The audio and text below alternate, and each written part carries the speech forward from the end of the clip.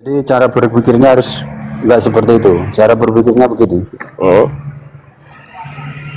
Paulus itu menceritakan ya apa yang dia lihat, apa yang dia terima itu diceritakan.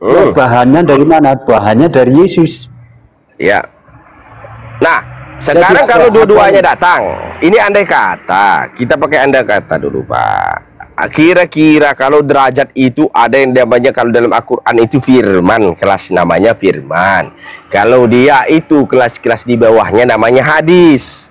Tetapi hadis ini tidak akan mungkin bisa membatalkan firman, karena firman lebih tinggi, itu ucapan Tuhan, bukan ucapan Rasul. Ucapan Paulus itu sekelas namanya hadis. Hadis riwayat saya pernah mendengar. Enggak. Misalnya, kalau perkataan Paulus itu kalau kita sandingkan, jangankan semua dengan hadis, enggak setara. Karena hadis itu jelas, riwayatnya jelas, sanaknya jelas. Nah, sedangkan perkataan Paulus kagak tidak bersanak. Nah, tentu izin dulu Abang. Tentu kita pertanyakan, kenapa kita pertanyakan? Karena Yesus sendiri yang menyampaikan di dalam Matius 24, di dalam Matius 24 nomor 4 dan seterusnya, waspadalah supaya jangan ada orang yang menyesatkan kamu, sebab banyak orang akan datang dengan memakai namaku dan berkata akulah Mesias, dan mereka akan menyesatkan banyak orang. Sedangkan Yesus memperkenalkan Tuhan itu adalah Bapa. Dalam Matius 4 nomor 10, engkau harus menyembah kepada Tuhan Bapa. Itu. Dan aku tidak akan meniadakan 9, Yesus Taurat adalah Tuhan. Ya. Lanjut. Coba kalau sementara ini saya tanya, memang ada yang salah dengan pernyataannya Paulus begitu? Oh betul, banyak salah Pak, banyak sekali. Coba tunjukkan ya argumennya, coba. Iya, salahnya di mana? Begitu engkau bersunat, Kristus tidak berguna bagimu. Sementara ini saya jelaskan ya, salah satunya saja. Di dalam hukum-hukum Taurat, saudara, Yesus itu tidak akan pernah meniadakannya sampai akhir zaman. Aku tidak akan meniadakan hukum Taurat. Jadi Taurat itu tidak dihapuskan. Yesus tidak pernah menghapuskan hukum Taurat. Itulah ketidaksetujuan saya dengan argumen-argumen, perkataan-perkataan daripada Paulus. Orang Yahudi meniadakan hukum Taurat tidak? Orang Islam pasti pakai loh. Islam itu terakhir datangnya pakai, dia jalan ke Arab, kisos namanya, potong tangan, nyawa bayar nyawa, dikecualikan jika mendapat pengampunan. Tetapi itu begini Pak, Yesus kan berkata bahwa dia tidak akan meniadakan hukum Taurat, kan begitu kan? Betul. Karena Yesus itu sendiri dia akan menggenapinya, bukan meniadakan. Lah kalau misalnya tidak dipakai itu kan meniadakan. Justru yang sekarang terjadi ini kan meniadakan. Kenapa tidak digunakan? Itu yang saya protes, Pak. Itu yang saya protes. Dalilnya di mana? Kalau Yesus mengatakan bahwa hukum Taurat itu ditiadakan, coba. Barangkali bisa ada. Tolong di ayatnya Pak Dablo, aku tidak akan meniadakan hukum Taurat, jelas. Itu Tuhan itu tidak jelas kan? Iya kan? Nggak meniadakan artinya kan tidak menghilangkan, tidak menghapus. Iya. Nah, kenyataannya dihapus sekarang. Di Matius 5 nomor 17. Mana itu yang dihapus, coba? Matius 5 nomor 17. Nah, bunyinya seperti ini, Bang. Apa kata Yesus di sini dalam Matius dengan judul perikop ya, Yesus dan hukum Taurat. Janganlah kamu menyangka bahwa aku datang untuk meniadakan hukum Taurat atau kitab para nabi. Aku datang bukan untuk menandakannya, melainkan untuk menggenapinya. Karena aku berkata kepadamu, sesungguhnya selama belum lenyap langit dan bumi ini, satu iota atau satu titik pun tidak akan ditadakan dari hukum Taurat sebelum semuanya terjadi. Nah, kalau kita berbicara Yesus tidak pernah membatalkan hukum Taurat, melainkan menggenapi. Bahkan dia tidak pernah juga menandakannya hukum Taurat. Satu titik, satu iota tidak ada dihilangkan di situ. Tetapi Paulus yang membatalkan, Bang. Paulus argumennya yang membatalkan. Di Efesus 2 nomor 15, sebab dengan matinya sebagai manusia ia telah membatalkan hukum Taurat dengan segala perintah dan ketentuannya. Ini yang tadi yang dibahas Pak Pendeta mula-mula, salah satunya sunat. Kalau kita membuka 1 Korintus 7:19, sebab bersunat atau tidak bersunat tidak penting. Yang penting ialah mentaati hukum-hukum Allah. Nah, di sini timbul pertanyaan, hukum-hukum apa yang ditaati Paulus ini kepada Allah? Padahal dia sendiri yang menyatakan sebab bersunat atau tidak bersunat tidak penting. Yang penting ialah mentaati hukum-hukum Allah. Padahal sunat ini bagian dari perjanjian kekal yang tertulis dalam Kejadian 17:4. Saya sempurnakan. Saya kelarkan dulu ini ya. Kejadian 17:14, dan orang yang tidak bersunat, yakni laki-laki yang tidak dikerat kulit katanya, maka orang itu harus dilenyapkan dari antara orang-orang sebangsanya. Ia telah mengingkari perjanjianku. Ini kata Elohim dalam Kejadian 17 nomor 14, termasuk perjanjian kekal kepada Abraham. Nah, di sini pembatalan hukum Taurat itu Paulus yang membatalkan hukum Taurat, makanya kagak penting lagi bersunat.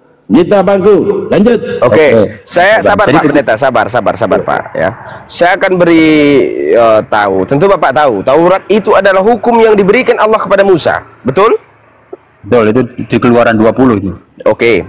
Ada berapa hukum yang diberikan kepada Musa? Masih ingat? 10 yang dilanggar semua sama Yesus, sama Paulus. Gimana Pak? Apa saja contoh? Saya berikan contohkan. Hukum pertama, Bapak apal apa?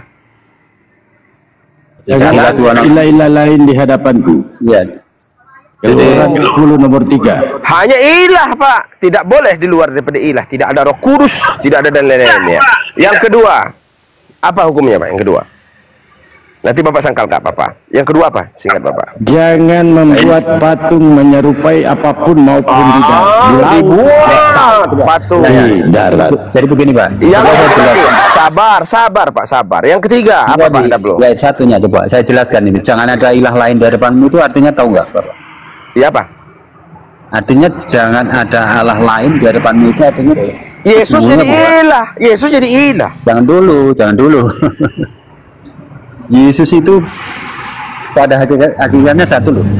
Enggak ke situ Pak. Nanti dulu. Saya kan tadi bilang ada 10 perintah Allah, 10 dilanggar semua. Ini yang harus saya pertanggungjawabkan Pak. Nanti saya dikatakan saya ini berbohong. Tolong coba Pak. saya jelaskan. Iya, saya jelaskan. Sabar dulu Pak, sabar. Yang ketiga apa Pak Dablu? Ini Pak Dablu ini kebetulan kawan sekaligus asisten. Yang ketiga asisten. Ingat dan kuduskanlah hari Sabat. Hari Sabat. Kristen tidak mengingat dan tidak menguduskan hari Sabat, justru melakukan pembunuhan di hari Sabat. Yang keempat Pak. Yang keempat, jangan menyebut nama Tuhanmu sembarangan. Ini disebut Tuhan sebagai anak domba, sebagai yang mati terkutuk di atas kayu salib dan lain sebagainya. Terus Pak, hormati ayahmu dan ibumu. Oke. Kekristenan tidak mengakui Maria sebagai ibunya, apalagi bapaknya, tidak menghormati.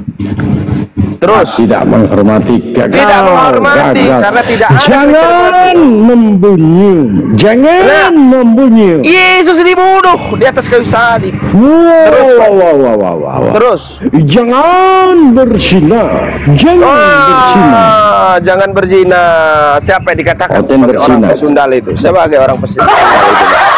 Oke, Maria pada saat itu hamil. masih ada satu. Ya, terus apa? Apa lagi? Masih banyak. Jangan mencuri. Oke, ketika Yesus menyuruh anak muridnya mengambil keledai tanpa izin, itu mencuri. Terus lagi. Terus apa lagi? 9. Jangan mengungkapkan saksi dusta tentang sesamamu. Artinya jangan berbicara kebohongan. Jangan berbicara kebohongan. Banyak yang melakukan kebohongan, Pak. Di dalamnya jangan kamu. Yang terakhir. Oke. Yang terakhir. Iya, termasuk Jangan yang sekarang ini sedang mengingini berbohong. rumah sesamamu. Jangan mengingini istrinya atau apapun yang menjadi milik sesamamu. Oke. Jadi semuanya dilanggar. Daud mengambil istri orang malah. Itu kan buyutnya Yesus kan. Daud mengambil istri orang. Sekarang kita uji Dilanggar semua. Pak Dablu, saya mau uji Bapak Pendeta. Apakah ucapan saya berdusta atau bohong atau tidak? Tuhan memiliki mama. Betul? Apakah Tuhan memiliki ibu? Jawab, Pak. Tuhan tidak mempunyai ibu. Nah, ini saksi dusta. Maria adalah ibu. Anda sudah berdusta. Hah, Coba sampai begini, kiamat langit menjadi bumi. Kopinya kepada pendeta mula-mula saudara. Kasih saya kopi 100 saudaraku ya, tanda sayang. Ayolah coba dulu sedikit ya. Dia berdusta. Jadi begitu Pak Pendeta. Jangan salah loh, itu Maria itu dia nggak bersetubuh loh.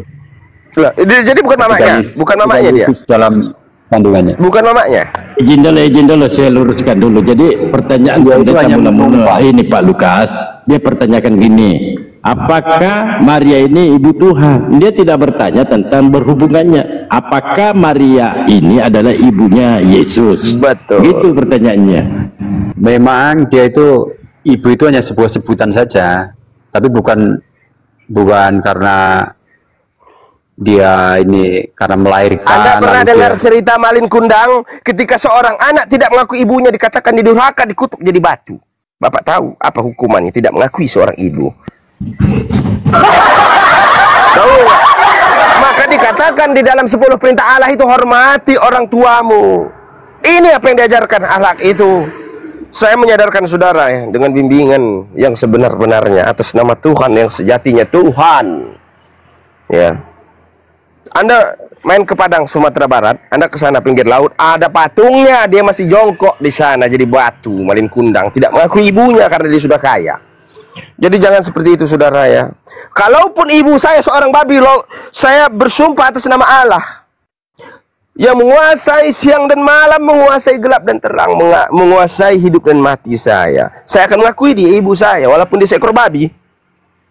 Tapi kenapa kalian tidak mengakui Maria sebagai ibunya? Dia melahirkan, tumpah darahnya, bertaruh nyawa. Apa Anda tahu konsekuensi daripada melahirkan itu bertaruh nyawa?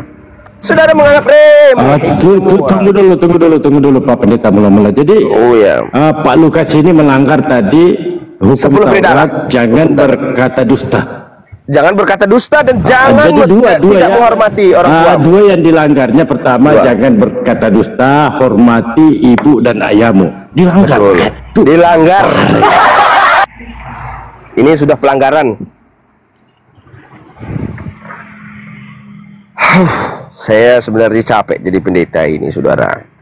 Kalau begini ceritanya saya capek. Tolong dulu tambah koin ini jadi 100. Ini juga saya mau kasih pacar saya nanti. Tolong dulu saudara. Pendetanya ada pacar pendeta. Assalamualaikum warahmatullahi wabarakatuh. Ternyata pendeta punya pacar guys. Saya punya pacar. Lari dia. Lari Pak Lukas. Waduh parah ini. Kasih saudara. Lu Lari. Jadi jangan saya berbicara di sini Anda melanggar 10 perintah Allah yang diberikan Musa. Diberikan Allah kepada Musa. Inilah suatu hal yang begitu miris saya katakan kepada saudara-saudara saya Kristen. Ya, saya apa? Mesias itu adalah sesuatu yang menyelamatkan, suatu firman kebenaran yang diucapkan keluar daripada lidah manusia yang mengatakan hal yang hak, hal yang benar-benar kebenaran. Bukan haikul yakin, sudah di sini bukan lagi itu sudah kelasnya hainul yakin. Yakin saya yakin. Pak Pendeta izin dulu ya. Betul. Jadi kawan-kawan di bawah yang tepin Delbo jangan memfitnah Daud. Itu adalah fitnahan Oten. Ini dalilnya ada kawan di dalam Bible bahwa Daud itu mengambil istri 5.000 lain. Ya, bernama Batseba. Ini dalil ya teman-temannya. Itu tercatat di 2 Samuel 11 nomor 1 sampai 25. Jadi apa yang saya sampaikan itu bukan berdasarkan dari saya, tetapi tercatat di dalam Bible, saudara. Oke. Bang Al, selamat jumpa Bang Al. Assalamualaikum. Waalaikumsalam warahmatullahi wabarakatuh. Assalamualaikum semua bro. Apa kabarnya? Waalaikumsalam. Baik. Alhamdulillah. Jelas suaraku, Bang Dago? Mantap, jelas. Aku masih di Sabah soalnya. Lagi nunggu Oten datang ke rumah. Nggak ada. Ini sudah 2 bulan aku di Sabah. Nggak ada Oten datang ke rumahku. Masih digembok pintu-pintu. Ya, padahal waktu aku kecil kalau aku live katanya kalau kamu sampai Sabah aku putung kepalamu 1, hilang tanganmu sebelah kiri. Nggak ada pula ini. Aku lagi tunggu-tunggu di rumah ini. Biasanya kalau dia datang Bang Al, biasanya sandal yang hilang.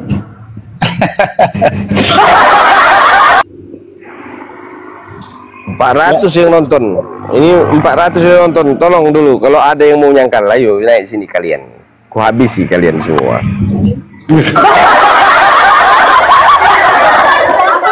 Ya, Jadi sekarang teman-teman Kristen, sekarang bukan lagi menyebutkan darah Yesus, ternyata darah Petrus. Betul. Oh, sudah pindah tangan ya? Atau pindah kaki? Saya Pak akan menyempurnakan kembali mereka ini di dalam pembaptisan yang sebenar-benarnya. Makanya saya minta dukungan dari saudara-saudara untuk meluruskan mereka ini kembali kepada hukum Taurat, hukum dasar dulu lah, ya. Hukum dasar dulu. Karena Tuhan itu tidak pernah namanya pelin-pelan, pembatalan. Tuhan itu bukan manusia dan manusia bukan Tuhan. Tuhan tidak pernah yang namanya tidak berkomitmen. Sekali dia memberikan perintah itu kepada manusia, tidak akan ada lagi yang namanya pembatalan. Saya katakan, saya siap di sini bertaruh jiwa, raga, sukma saya dan cinta saya untuk menantang mereka 411 orang yang mampu menyangkal semua narasi dan argumen saya di dalam catatan kebenaran. Ya, saya akan bangkitkan mereka lagi atas nama kebenaran. Inilah Pak Dablo. Sama-sama kita sebagai manusia. Tuhan menciptakan kita bukan untuk berleha-leha, bersenang-senang menikmati roti dan anggur itu. Tidak, saudara. Babi pun bisa menikmati roti dan anggur. Tuhan mengajak kita untuk menyampaikan kebenaran. Kita adalah sebagai tangan-tangan Tuhan itu. Makanya saya di sini hadir di sini di dalam tengah-tengah saudara saya. Tapi saya berucap terima kasih di dalam Komal Pak Dablo. Sungguh saya diberikan tempat, diberikan kesempatan untuk menyampaikan suatu kebenaran ini Pak Dablo. 404 orang, tolong saya ini di follow. Tanda sayang, tanda cinta Anda sebagai bentuk daripada keimanan Anda untuk mendukung progres saya, menyadarkan mereka Kristen-Kristen sesat itu. Tolong saya di follow, ya, tolong saya di follow. Tidak usah kasih saya koin, tidak ada koin, tolong follow saya. Nah, setelah kalian follow saya, di situ akan saya doakan, karena doa itu tidak memandang suku, agama, ras atau apa. Yang namanya doa itu lahir dari naluriah keikhlasan saya akan doakan kita semua di sini dalam kebenaran, amin, tidak tersesat-sesat lagi oleh manusia. Oke, begitu. Terima kasih Pak Dabu.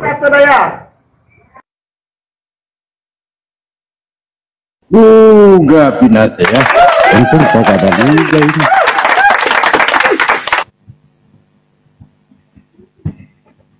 Ayo, tip-tip player, oten-oten yang mau cerdas kembali ke Bang Dablu, aku izin turun dulu Bang Dablu. Terima kasih. Ulet berbulu naik. Abang Dablu ganteng, aku izin turun. Sebelumnya terima kasih. Nanti malam kita gabung lagi. Aku siap mendukung kalian selama kalian tidak pernah keluar daripada hukum Taurat. Kalian masih di dalam hukum-hukum Taurat, hukum-hukum Allah itu tadi, hukum Abraham, hukum Daud, hukum Musa, saya akan dukung. Karena kita memang harus seperti itu. Tuhan tidak pelin-pelan, Tuhan itu komitmen, dan Tuhan itu pasti. Saya izin turun, saya ucapkan wabillahi taufik wal hidayah. Wassalamualaikum warahmatullahi wabarakatuh. Amin, haleluya. Walaika. Ini kayak Ustadz.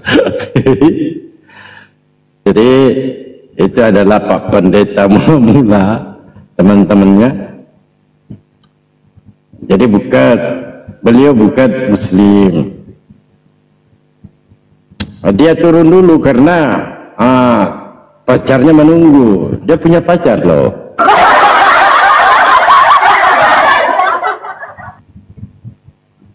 Kenapa minta naik lagi?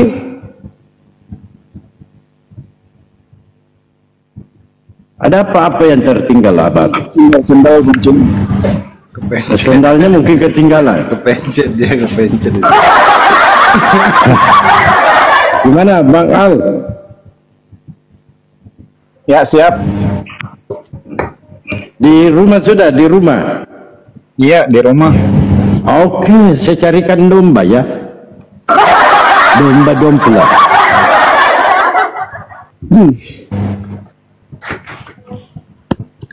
Ini Bang Erwin, kenapa ini komentar nih Bang Erwin? Bang Erwin mungkin lagi ketemu pacar. Domba Garut, domba Garut. Ayah lagi ini kipas. Lanjut dulu narasinya. Ban Bejo sama Bang Alidaya. Saya mute dulu. Aku agak-agak gamang tadi ya jadinya, karena dua-duanya Kristen, tapi kok yang satu kayak Muslim jadinya itu udah. Ya. Cuman Itu tadi siapa Bang? tadi? Pendeta mula-mula itu tadi. Pangeran. Yang Pak Lukas itu tadi Protestan kayaknya.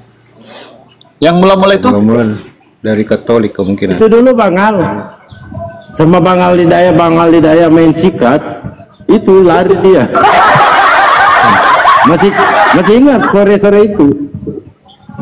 Suara-suaranya kayak aku biasa dengar, cuma Iya, pernah sama Bang Alidaya. pantasan dia minta turun tadi, aduh. Kenapa minta turun? Aman aja kok. Bang Al ini tidak makan orang, santai aja. Ya nggak makan orang. Cuma kalau ada nasi lemak 3 piring lewat juga lah ya. Ya. Tapi menarik ya Bang Dalbo sama kawan-kawan apa yang dipaparkan tadi terkait dengan hukum Taurat kemudian. Kalau kita melihat Taurat yang pernah diturunkan oleh Allah Subhanahu wa taala kepada Musa di tengah-tengah Bani Israel, hukum berlaku kepada Bani Israel. Ini juga berlaku kepada bukan saja Islam tetapi kepada manusia. 10 hukum ini yang juga termaktub dalam Al-Qur'an, contoh Al-Baqarah 163, Al-Qasas 88, Al-A'raf 180, Al-Jumu'ah ayat 9, An-Nisa 36. Ini termaktub dalam hukum-hukum bukan ritualisasi dalam keagamaan tetapi dalam keimanan praktisi kehidupan manusia. Contoh, kalau tidak ada hukum jangan membunuh, kemudian kalau tidak ada hukum jangan membunuh, maka seluruh manusia ini akan bunuh-membunuh karena tidak ada hukum. Apalagi sekarang bukan saja larangan hukum, juga tindak balas daripada hukuman, yaitu ada yang hukuman gantung, ada yang 302 kalau membunuh. Jadi kalau kita bilang hukum Taurat ini kemudian berlaku hanya kepada Bani Israel atau orang Yahudi, maka tidak patutlah untuk kita manusia-manusia yang sekarang ini kemudian masih mempraktisi itu atau melakukan itu. Tapi alhamdulillah, karena Masih izin Bangal masih moderator tuh di sini ya Bangal ya. Ya, lanjut siap. supaya saya mau beli rokok dulu. ya siap Abangku. Jadi kalau kemudian hukum itu hanya berlaku kepada Bani Israel, maka manusia-manusia sekarang kita lihat akan terkeluar daripada perintah-perintah itu atau hukuman-hukuman itu. Tapi alhamdulillah, bila dia bersumber dari Tuhan yang satu, Tuhan yang sama, pencipta yang sama, pewahyu yang sama, menurunkan hal itu kepada manusia, maka ini berlaku kepada seluruh manusia yang kemudian dipraktisi oleh orang-orang Islam. Tapi kalau saudara-saudaraku Kristen yang ada di bawah, mohon maaf ya, mohon maaf yang sebesar-besarnya, saya mau bilang kepada Anda semua, bahwa praktisi ajaran-ajaran Kristen, apalagi ajaran gereja itu adalah buatan-buatan karangan sendiri. Tidak berpandukan Bible. Saya selalu mengutarakan dari dulu, semenjak 8 tahun yang lalu aku duduk dalam diskusi lintas perbandingan agama ini, aku selalu bilang sama Kristen itu bahwa praktisi ajaran Kristen di gereja mau denominasi apapun itu adalah buatan-buatan karangan sendiri. Mau diuji. Satu, di dalam Bible, di mana ajaran ke gereja hari Minggu? Ini jadi pertanyaan yang paling simple, prinsipal sekali. Di mana ajaran Kristen ke gereja hari Minggu? Bahkan orang-orang Islam awam yang baru tadinya mau menjadi pendebat, terus bertanya hal ini kepada Oten, dan jawabannya itu sampai pagi. Ditanyanya di mana perintah ke gereja hari Minggu, tahu enggak jawaban Kristen apa? Kamu tahu enggak arti gereja? Kita bertanya, kau sudah makan apa belum? Kita tidak tanya, kau masak nasi atau apa? Bukan itu yang kita tanya. Di mana perintah ke gereja hari Minggu? Bukan ditanya apa arti Kristen. Nah, kalau aku yang ditanya apa arti Kristen, teman-teman, dari dulu aku bilang, Kristen itu pentuhan Yesus, pengikut Paulus. Itu arti Kristen. Adapun dijelaskan dalam Kisah Para Rasul 11:25-26 itu adalah halusinasinya Lukas ketika mendudukan Yesus sebagai tokoh sesembahan yang diajarkan oleh Paulus untuk menjadi Kristen. Itu bukan ajaran Yesus. Kemudian bila kita mengikut, apakah Kristen itu betul-betul pengikut Yesus? Dalam Quran dijelaskan dalam Quran surah Ali Imran ayat 31. Yang juga kata Yesus dalam Yohanes 12:44. Kalau kau mengikut aku, kata Yesus, barang siapa yang menuruti perintahku, dia bukan menuruti perintahku tetapi juga melakukan barang siapa yang taat kepadaku, dia juga harus taat kepada dia yang mengutus aku. Jadi inilah yang dikatakan dalam Al-Quran, ati Allah wa ati Rasul, taat kepada Allah dan Rasulnya. Tapi coba kalau Kristen, ketika mentaati seorang namanya Yesus, selain daripada yang namanya Tuhan Yesus, teman-teman, tidak ada yang ditaati. Pertama, Yesus bilang Tuhan itu Esa, Tuhan itu satu. Kristen bilang Tuhan itu Tritunggal. Tuhan itu Yesus, tapi Yesus bilang Tuhan itu Bapa. Jadi dari sini hal-hal yang prinsipal, hal-hal yang pokok ini, kita melihat bahwa Kristen-Kristen ini adalah mengarang-ngarang atau membuat-buat cerita. Jadi sebab itulah teman-teman, ya daripada kepanjangan, itulah sebabnya banyak daripada orang-orang yang berpikir itu, kita ini duduk dalam diskusi lintas agama, perbandingan agama ini bukan untuk merendahkan atau menidakkan keyakinan lain, tapi kalau aku melihat keberadaan apologet-apologet di Kumal-Kumal itu semata-mata untuk menyedarkan Kristen. Dan banyak daripada narasi apologet-apologet Islam semata-mata mengajarkan Kristen dengan kitabnya sendiri. Ini yang berlaku di mana-mana Kumal. Di Bible-mu tertulis begini, begini perintah Yesus, ini yang dilarang oleh Yesus. Itu yang diajarkan. Dan ini tidak patutnya dalam diskusi perbandingan agama, tidak patut untuk diutarakan. Contoh, ketika ada Kristen mengatakan, kenapa kau sholat ke masjid? Sedangkan di dalam Qur'anmu tiada perintah sholat ke masjid. Tapi kalau kita orang Islam, alhamdulillah, Quran surah Al-Jumu'ah ayat 9 diperintahkan ke masjid untuk beribadah pada hari Jumat. Nah, kalau Kristen, kenapa kau ke gereja hari Minggu? Di Bible-mu tiada perintah begitu. Ini semata-mata mengajari Kristen itu menyedarkan mereka sama kitabnya sendiri. Jadi bukan untuk kita merendahkan mereka, tapi menyedarkan mereka dan lebih tepatnya mengajari mereka agar kembali kepada ajaran yang benar. Sesungguhnya hanya agama Islam yang benar. Inna dina indallahil Islam. Mudah-mudahan banyak lagi orang-orang Kristen yang tersedarkan di akhir-akhir zaman ini sebelum turunnya kedua kali anaknya putra Maryam yaitu Yesus untuk menghakimi orang-orang Kristen yang bernubuat memanggil dia Tuhan dan berdoa mengusir setan dalam namanya. Kira-kira gitu Bang Bejo sama teman-teman. Buat sementara silakan dilanjut dulu. Ya. Yang tadi yang kita simak dari yang sesama Kristen tadi ya, tadi sama Kristen yang berdiskusi mengungkapkan bahwasannya mengenai aturan yang seharusnya dipakai diajarkan Yesus itu Taurat, Musa. Tapi kekristenan yang umum yang aku Kristen menyatakan hukum Taurat itu tidak berlaku, tidak ada, dihapuskan, tidak digunakan. Sama aja tuh, dibatalkan, tidak lagi digunakan. Hanya sebuah tradisi. Ya. Tapi mereka mengingkari bahwasannya itu adalah pelanggaran terhadap hukum aturan Tuhan. Bagaimana sebuah hukum yang diturunkan oleh Sang Maha Pencipta lewat para nabi bisa dibatalkan oleh Paulus yang bukan siapa-siapa, yang tidak diketahui gitu. Ya, siapa dia, dari mana gitu. Dan semua pernyataannya berdasarkan pengakuannya pribadi. Kalau dibaca dari Bible ya.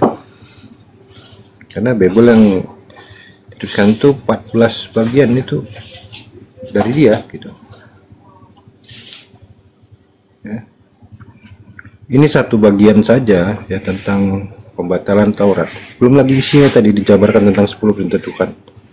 10 perintah Tuhan, tidak satu pun yang tidak dilanggar. Kita nggak bahas apakah dilakukan atau tidak. Yang tidak satu pun tidak dilanggar, semua dilanggar. Begitukah pengajaran dari ketuhanan? Ya, jadi walaupun tadi keduanya Kristen, tapi yang satu itu menggunakan akalnya berpikir. Ya, manusia dia menggunakan maksimal daripada apa yang diberikan Tuhan kepada dia untuk mengkaji, belajar ya, dan bagaimana memahami pengajaran. Ya, manusia itu diberikan tubuh ini lengkap dengan otak yang di dalamnya itu diberikannya cara untuk mengolah pemikiran. Ya, dan ada ilmu yang disampaikan oleh Sang Maha Pencipta lewat pengajaran para nabi dengan kitab-kitab suci yang masih bisa kita dapatkan pada saat ini adalah Taurat, Mazmur atau Zabur ya, Injil, dan juga Al-Quran. Kalau Mazmur dan Zabur ini hanya sedikit yang membantah Mazmur adalah Zabur, Zabur adalah Mazmur. Tapi yang jelas dalam Islam dikatakan bahwasannya Zabur adalah kitab yang diberikan kepada Nabi Daud. Jadi yang terakhir ini memberikan keterangan yang lebih meluruskan yang sebelumnya itu dianggap suatu hal yang menyimpang atau salah paham atau tidak diakui. Taurat yang dikatakan itu adalah pengajaran Musa, banyak yang Kristen menganggap ini tulisan Musa. Yahudi pun masih banyak yang menganggap ini tulisan Musa. Tapi di dalam Taurat sendiri tertulis itu bukan tulisan Musa. Musa hanya mengajarkan Bani Israel. Yang menuliskan itu Yosua bin Nun. Yang dikatakan tentang Musa menuliskan kembali itu adalah 10 perintah Tuhan yang dari batu, 2 loh batu ya, karena dihancurkan. Karena tak dihancurkan dia untuk diajarkan, maka sebagian itu tulisan Musa, tapi tidak semua juga, tidak ada buktinya juga. Sampai hari ini tidak ditemukan ya salinan daripada 2 loh batu. Jadi itu ada diajarkan. Mengenai Injil yang agak parah, karena Injil dalam Bible yang katanya Injil tapi ternyata isinya adalah kisah-kisah tentang penyampaian wahyu firman Tuhan yang harusnya itu Injilnya. Tapi bukan berisi wahyu-wahyunya, tapi bagaimanakah kisahnya wahyu-wahyu itu disampaikan dan diajarkan. Di dalamnya ada tulis juga bahwasannya Yesus sendiri ya mengajarkan Injil Kerajaan Allah. Tapi apa itu Injil Kerajaan Allah tidak pernah ada keterangannya. Dalam Islam diluruskan bahwasannya Injil itu adalah ketetapan wahyu yang diberikan kepada Nabi Isa alaihissalam atau dikenal Yesus oleh Kristen. Karena sama-sama dari keturunan satu-satunya manusia yang dilahirkan tanpa ayah. Sampai hari ini cuma satu ya. Seorang wanita suci. Kalau wanita yang sundal banyak. Bukan tanpa ayah. Ayahnya kabur. Ini benar-benar tanpa ayah, tanpa pernah dijumpai laki-laki. Dan apa yang diajarkan oleh Nabi Isa adalah tentang bagaimana Taurat Musa masih berkelanjutan. Jadi kalau misalnya tidak paham apa yang dikatakan Injil, jangan bawa-bawakan Bible itu adalah Injil. Jangan. Tuh. Karena apa yang Anda dapatkan itu bukan bersumber dari pewahyuan. Bible itu dituliskan dalam bahasa Yunani. Walaupun itu ada perjanjian lama yang dari bahasa Ibrani, tapi itu setelah mengalami penerjemahan ke bahasa Yunani, dikembalikan ke bahasa Ibrani, namanya Septuaginta ya. Jadi udah nggak murni lagi. Beda dengan apa yang ada dalam Al-Quran. Makanya yang terakhir itu selalu adalah edisi yang mengkoreksi, memperbaiki yang sebelumnya. Itu wajar dalam penulisan sebuah kitab, buku ya, buku. Ini ceritanya kitab dalam bahasa Indonesia, buku. Sementara untuk ketetapan Tuhan, kitab dalam bahasa Arab, itu adalah ketetapan. Itu berisi penyempurnaan pengajaran dengan metodenya, berikut aplikasi, dan detail-detail pelaksanaannya. Itu dia disampaikan dengan penjelasan oleh sang pembawa wahyu, pembawa Al-Quran, yaitu Rasulullah sendiri, dengan penjelasan yang tercatat secara meluas dan bisa dikaji menjadi metode ilmu, bagaimana hadis penyampaian itu menjadi ilmu.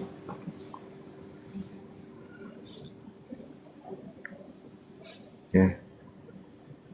Jadi kalau memang masih ada yang masih kurang paham, masih salah paham bahwasannya Bible adalah Injil, belajar bahasa, belajar sejarahnya, pelajari tentang pengajaran para nabi-nabi, dari pengajaran yang bersumber dari tempat nabi-nabi tersebut dihadirkan. Bani Israel, jangan dari Romawi. Atau pada Nabi Muhammad, dia Arabik. Ya, bukan dari bahasa lain. Bukan terjemahan bahasa Indonesia, itu baru metode pengajaran sederhana. Atau bahasa Melayu, atau bahasa Inggris. Metode pengajaran itu. Al-Quran itu adalah bunyi bahasa Arab yang disampaikan, yang sampai hari ini itu sama. Dijaga, terjaga dengan dilafazkan secara terakhir dalam rakaat sholat. Belum ada pasien. Belum ada. Ada Mas Rizal. Lanjut, Joten Tenggrin. Hai.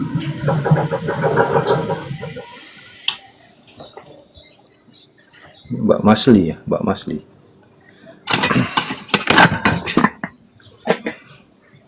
Assalamualaikum Mbak Masli. Sadar dia naik nih kayaknya. Pencet ah. Oh, orang Malaysia. Siapa? Orang Malaysia nih Mbak Masli. Merah Malaysia. Masli.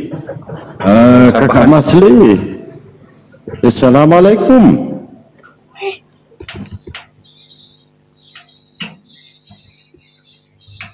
Nggak bicara dia. Ya. Assalamualaikum. Nggak sadar dia tuh pencet naik. Ikutin Bang Al kayaknya. Itu fansnya tuh sebenarnya Bang Al dia ya. Balik Pak Denny, ini pindah kemari. Itu dibawa dia lagi monitor. Ini hati pada kemana ya? Kayaknya ada yang mau disampaikan Pak Den, itu tadi dia ada nyampaikan di Komol sampai di Abuja, Pak.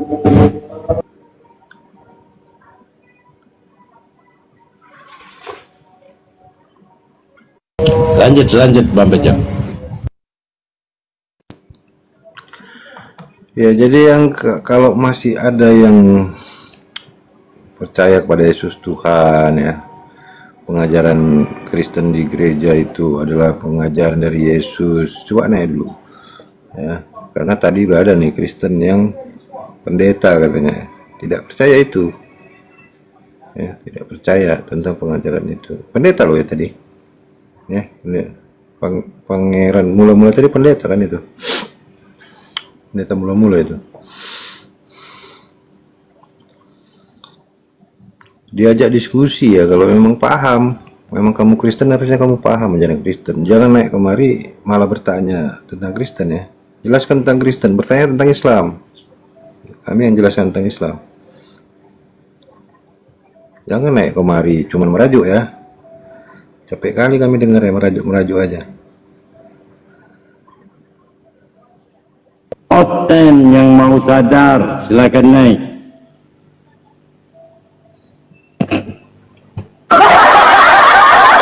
Kali kata Oten.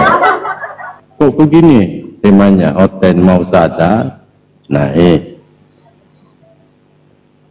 Memangnya saya mabuk, kata Oten. Mabuk lah. Ini siapa sih ini ateis? Seminggu ini aku bawa tema untuk apa penyelipan itu kayaknya nggak ada yang jawab. Assalamualaikum Pak. Waalaikumsalam. Itu ateis ya? Itu namanya ateis. Ya nama saja ateis. Oh, tapi assalamualaikum. Nama saja. Bahaya Bang, namanya ateis. Iya, Maksud saya biasa saya ini ada di sini percikan ludah rohani. Jadi Muslim ya? Ya Muslim Bang. Silakan, apa yang mau disampaikan Pak? Iya, saya mau tanya itu apa? Oh, luar biasa. Saya belajar. Saya dengar ayat mengatakan, saya baca, tidaklah engkau diutus wahai Muhammad kecuali untuk memperbaiki akhlak manusia. Ternyata saya mengikuti mana pun di TikTok tidak mengajarkan akhlak. Bisa. Ya. Kok bisa Tidak ada yang mengajarkan Jadi akhlak? bagaimana cara memperbaiki akhlak itu, Pak? Kenapa kita harus menyembah, lepas itu mengharap bahwa kita itu dapat surga? Padahal dalam Al-Quran itu mengatakan memperbaiki akhlak, baru kita bisa dapat surga, kan gitu. Coba abang mengkaji Al-Quran sama mengkaji sendiri atau gimana ini? Ya kalau kita pikirkan ayat yang mengatakan, Jangan dipikirkan Bang, Al-Quran Jadi tidak itu boleh diada-ada, Bukan tidak boleh diada-ada. dikarang-karang. kan ada dibilang dalam ayat Al-Quran, hai Muhammad, sesungguhnya tidaklah engkau diutus kecuali untuk memperbaiki akhlak manusia, ya kan? Ayat mana itu, Bang? Coba Nah. menit. Ayat menit. Nah, sekarang saya mengikuti debat dialog tentang agama. Anda punya akhlak nggak? Hah? Punya akhlak? Ya, punya. Nah kalau ketika ditanya bisa jawab nggak? Maksud saya Kan pertanyaan ahli daya, ayat yang Anda sampaikan itu di dalam Al-Quran, Allah dalam Al-Quran itu tercatat di mana? Ya, di mana itu tertulis? Tidaklah aku mengutus engkau wahai Muhammad melainkan untuk memperbaiki akhlak manusia itu. Di mana itu tertulis, Bang? saya di dalam Al-Quran. Di dalam Al-Quran mana, Bang? Ya, saya nunggu ayat. Kau dibaptis saja deh. Bang, seorang Islam tidak boleh asal cakap, Bang. Apalagi kita di sini ini orang-orang yang berpengetahuan, yang tahu akan dasar-dasar. Jadi kalau tiada ilmu, sebaiknya menyimak, jangan banyak cakap. Kamu bercakap sesuatu. Saya bertanya, Bang. Saya bertanya. Ayat Jangan itu bertanya artinya dulu, sebab sekarang aku mau konfirmasi dulu. Ayatnya di mana itu? Bahwa Rasulullah diutus untuk memperbaiki akhlak manusia. ya. Tidaklah engkau diutus wahai Muhammad kecuali untuk memperbaiki akhlak manusia. Ya, ayatnya di mana, Bang? Ya, cari sendiri kan ada Al-Qur'an di situ. Wa ma Tidak arsalnaka seperti illa itu. rahmatan wa ma arsalnaka illa rahmatan lil alamin. Abang tahu artinya itu, Bang? Enggak. Tidak kami mengutus engkau Nabi Muhammad kecuali sebagai rahmat bagi seluruh alam. Nah, itu baru betul. Abang ini pasti belajarnya di gereja. Di gereja ya belajarnya. Kok di gereja? Enggak lah, Bang. Saya enggak belajar di gereja. Sebaik-baiknya dengarkan, sebaik-baiknya akhlak manusia ketika dia salah menyembah Tuhan itu nggak ada gunanya akhlak itu. Sepakat nggak pernyataan saya? Sepakat nggak? Sebaik-baiknya akhlak manusia ketika dia salah sembah Tuhan, dia tidak selamat. Kalau kita berbicara surga, sepakat nggak? Pelangak, pelongo. Padahal ini dasar ini, dasar keimanan ini. Ya. Saya tanya samamu, sebaik-baiknya akhlak ketika manusia itu salah menyembah Tuhan, saya katakan itu dia tidak selamat, melainkan dilemparkan di dalam api neraka. Sepakat gak?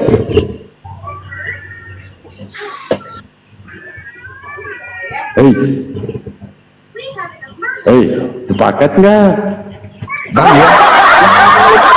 Sepakat nggak?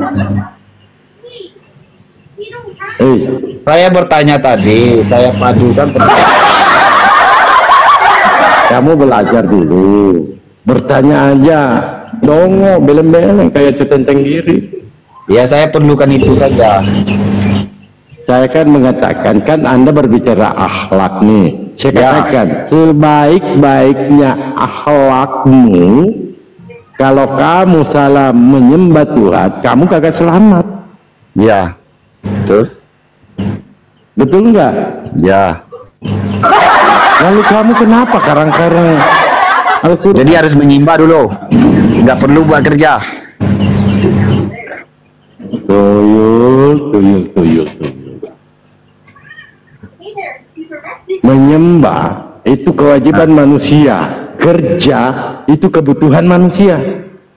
Jadi kewajiban untuk kewajiban, kewajiban bukan keperluan ya. Kau kesini dulu, pandang kameranya, baca itu Bang Dalbo, apologet Islam Indonesia.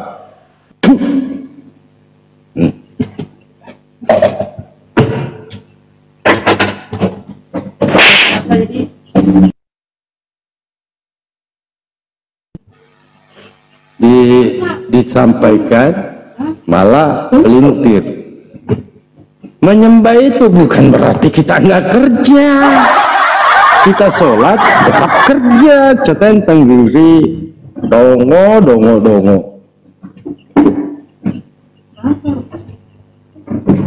Menyembah kepada Allah bukan berarti menghalangi kita bekerja. Waktu subuh enggak sampai kok 10 menit. 36 menit. Paling 5 menit itu di dalam masjid itu selesai. Kecuali kalian tinggal gosip tetangga atau lama di dalam masjid itu, sejenak di masjid itu. Itu untuk apa katanya menyembah? Tuyul.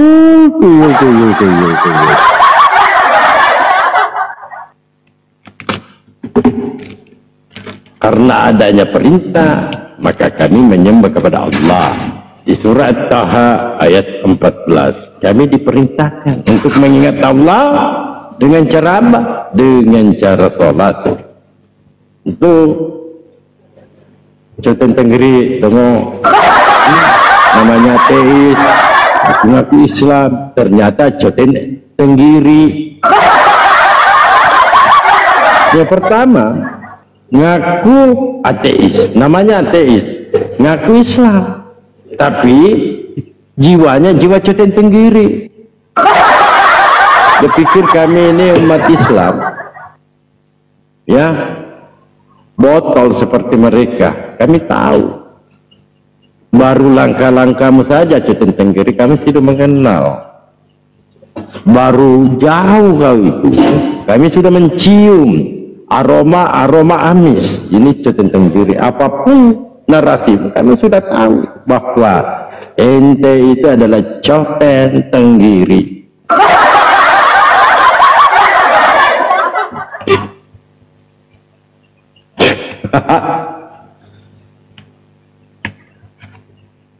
Saya pikir kita tidak tahu. Ya, bawa dalil itu tadi yang disampaikan Al-Hidayah di surat Anbiya 107. Wa ma arsalnaka illa rahmatan lil alamin. Tapi Coten Tenggirinya tadi beda, terjemahannya beda. Tapi saya maklumi, karena Coten Tenggiri kalau dia tidak berdusta, dia tidak mengamalkan ajaran-ajaran Kanda Paulus. Karena Kanda Paulus mengatakan dia berdusta di dalam Roma 3 nomor 7. Lalu Kanda Paulus mengatakan, aku berkata-kata bukan dasar dari firman Tuhan. Jadi luar biasa ya Kanda Paulus ini. Kadang-kala ditanya ya, kemarin saya ditanya, tadi ada lagi penanya, cuman dia dihadap dengan Uniripa kan beliau ilmunya luar biasa. Tapi untung di sini mati lampu, seandainya kagak nangis katanya. Nah itu pertanyaan salah satu pertanyaan favorit saya. Jadi pertanyaannya begini, kami umat Islam katanya botol, ya botol, dan mereka cerdas-cerdas.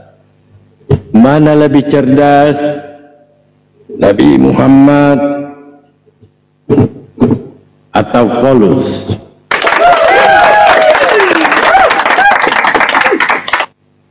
Saya katakan cerdas Paulus, paman. Nah, ada umat Islam di bawah, belum kelar. Beda bu, kamu menghina. Saya katakan cerdas Paulus. Kenapa saya katakan Paulus yang cerdas? Nabi Muhammad dia berada di tengah-tengah orang-orang jahiliyah. Jadi dia mencerdaskan orang-orang yang tidak cerdas. Jadi Nabi Muhammad mencerdaskan orang yang tidak cerdas. Nah, itu satu. Dan dua, Paulus mematikan akal-akal orang cerdas. Mematikan akal-akal orang cerdas. Gelarnya profesor, gelarnya insinyur, S1, S2, S Tuntung, S Mambo, S Miami, semuanya dimatikan akalnya oleh ajaran-ajaran Paulus. Itu fakta. Nah, ketika ada gelar profesor, naik di komal-komal diskusi lintas agama, ditanya Tuhan, pelangak pelongo. Yesus Tuhan, Tuhan. Maria, siapa Tuhannya? Yahweh. Yesus Yahweh juga. Jadi Maria melahirkan Yahweh? Tidak, kemanusiaannya. Pelangak.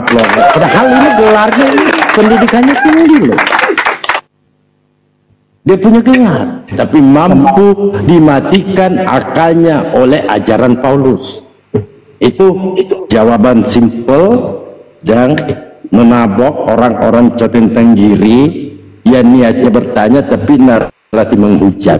Maka pantas juga dihujat dengan data-data. Ini loh Bang Dalbo.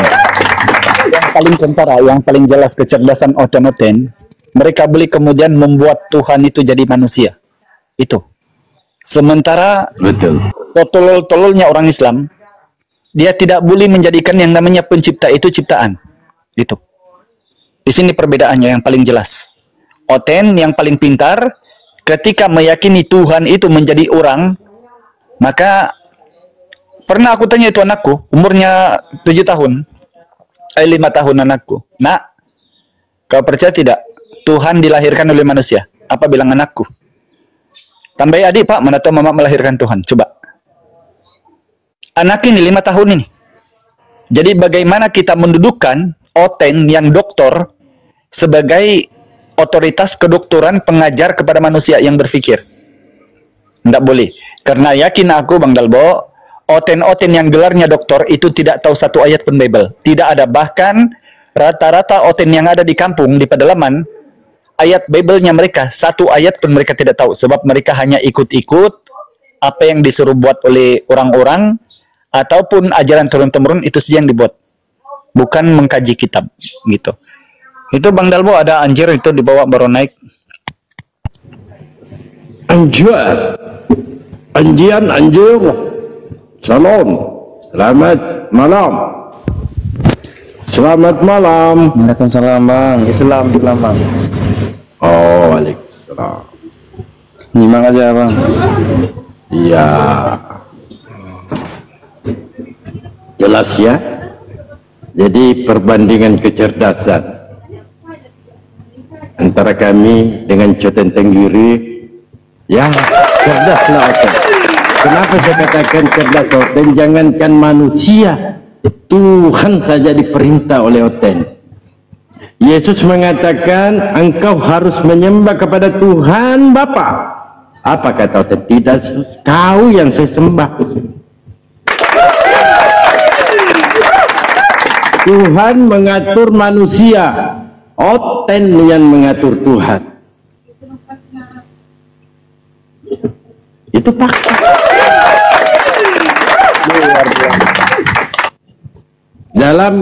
Dalam Amos 23 nomor 5, larangan untuk beribadah dengan cara bernyanyi-nyanyi, oteng, joget. Itu fakta. Tuhan Bani Israel melarang Bani Israel beribadah kepada Elohim dengan nyanyi-nyanyi. Oten malah dilengkapi sambil nyanyi, minum anggur, joget pula.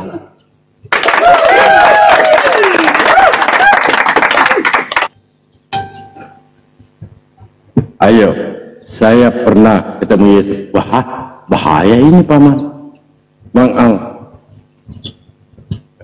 Dia pernah ketemu Yesus, makan ngopi sama Yesus.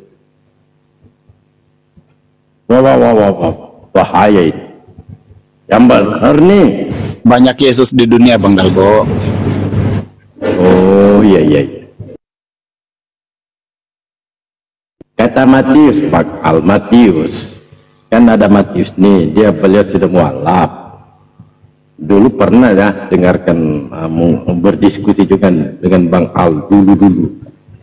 Kata Matius, Tuhan saya bajoget. Bagaimana Tuhan saya bajoget?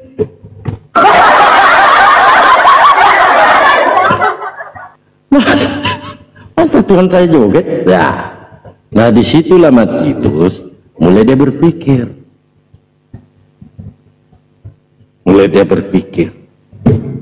Sehingga dia mengucapkan 2 kalimat syahadat, tidak ada lagi pertanyaan terhadap manusia siapa Tuhanmu, berapa Tuhanmu. Karena selama Anda Kristen tentu dipertanyakan berapa Tuhan, siapa Tuhan, karena kalian salah Tuhan. Jangankan sesama umat Islam, sesama coten-coten aja kalian berantem perkara Tuhan. Contoh, tadi di sini ada Uni Ripai, ada berapa Otenai, semua konsep ketuhanannya berbeda-beda. Ada sang juru selamat itu adalah Simon Petrus sebagai jalan lurus.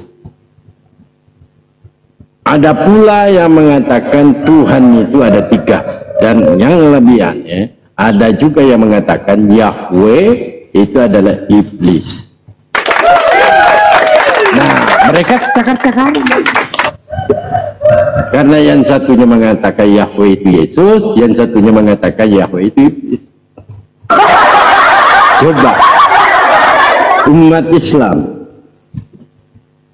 Islam kau keliling Kobal dimanapun dia berada, tidak ada umat Islam berdebat tentang ketuhanan. Tidak ada.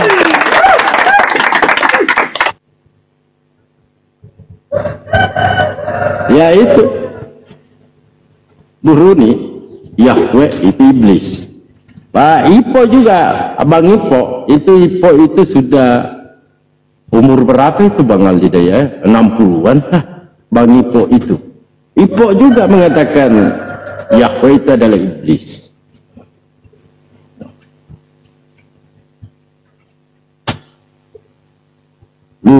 Gak binasa ya. Jadi Oten naiklah di sini syarat cacing pitanya dijinakkan dulu. Jangan di atas belum apa-apa ngamuk. Bertanya saja kalian marah-marah. Bertanya, ketika kita mau menjawab, dia kesurupan.